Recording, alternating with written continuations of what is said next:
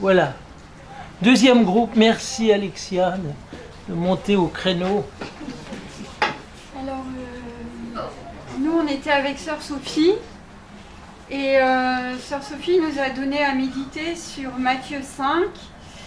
Et ce Matthieu 5, c'est le passage où Jésus reprend à chaque fois, vous avez appris, donc dans l'Ancien Testament, tu ne commettras pas de meurtre, et si quelqu'un commet un meurtre, il devra passer en jugement.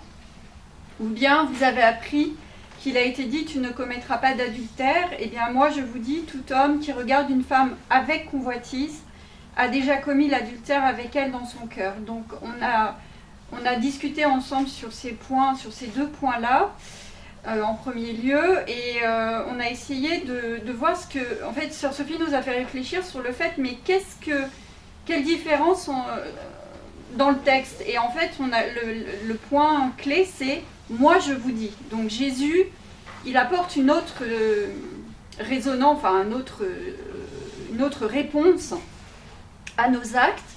Et après on est allé plus loin par rapport à la colère. Par exemple, Jésus il s'est mis en colère. Alors on a parlé de ça parce que Jésus c'est une colère, finalement la colère, on a dit avant que la personne aille se mettre en colère et affronter son frère, sa colère elle naît dans son cœur. En fait elle prend racine dans son cœur. Donc avant même l'acte de meurtre, il meurt déjà en ayant, donc Sœur Sophie nous a dit, c'est pas un sentiment, c'est une émotion. Mais donc la colère, en fait, c'est déjà la mort de la personne elle-même, avant qu'elle aille tuer son frère, avant qu'elle commette l'acte de tuer et de commettre un péché. Donc finalement, c'est la mort de l'âme.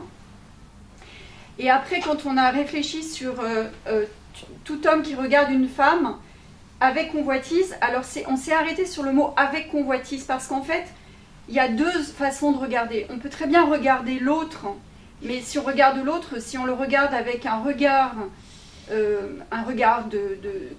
comme Dieu pose un regard sur quelqu'un, sur sa créature qu'il aime, c'est aussi poser un regard. Donc on a fait ces parallèles en fait, tout comme la colère. Quand Jésus se met en colère dans le temple, parfois on peut se mettre en colère contre quelqu'un, mais pour le secouer, mais pour lui dire mais tu vas mourir et moi je veux pas que tu meurs. Donc donc on a essayé de faire cette nuance sur ces deux enfin adultère et commettre le meurtre. Et après donc on est allé sur le œil pour œil, dent pour dent, donc sur la loi du talion de l'Ancien Testament. Et on est revenu à ce que nous a dit le professeur ce matin. Il nous a parlé de la joue que Jésus tendait. Et on est revenu sur cet épisode et on a dit qu'en fait on a repris ce qu'avait vraiment dit Jésus, parce que Sœur Sophie nous a bien reprécisé que ce professeur nous avait donné son interprétation à elle de ce passage. Et donc nous ce qu'on a ajouté, c'est qu'en fait Jésus dit à celui qui le gifle, si j'ai dit quelque chose de mal, dis-moi ce que j'ai dit de mal, mais si je n'ai rien fait de mal, pourquoi me gifles-tu? Donc on a parlé, mais il n'a pas tendu l'autre joue. Il a réajusté, enfin voilà, en quelque sorte réajusté les choses. Il a mis l'autre en face de ses actes en lui disant mais qu'as-tu fait? Enfin voilà, est-ce que tu as bien réfléchi? Et il y a autre chose aussi, c'est que parfois nous on réagit quand quelqu'un nous frappe.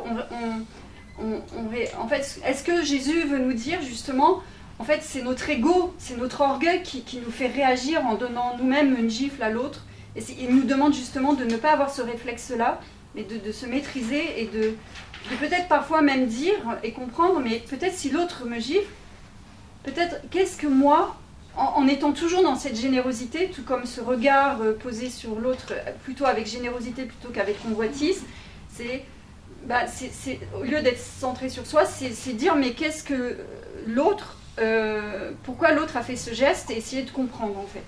C'est un peu voilà notre façon d'interpréter cela. Il y a une chose importante que je ne veux pas oublier, c'est il y a Sœur Valérie qui a dit, mais en fait Jésus, ce dont il parle, il l'a vécu dans sa chair. En fait, c'est la croix. Donc il ne dit pas ça en nous donnant des préceptes et en nous disant faites ci, faites ça. En fait, il le dit, mais parce qu'il l'a vécu aussi dans lui-même, en tant qu'homme. Et voilà, je pense que si j'ai oublié des choses. Merci.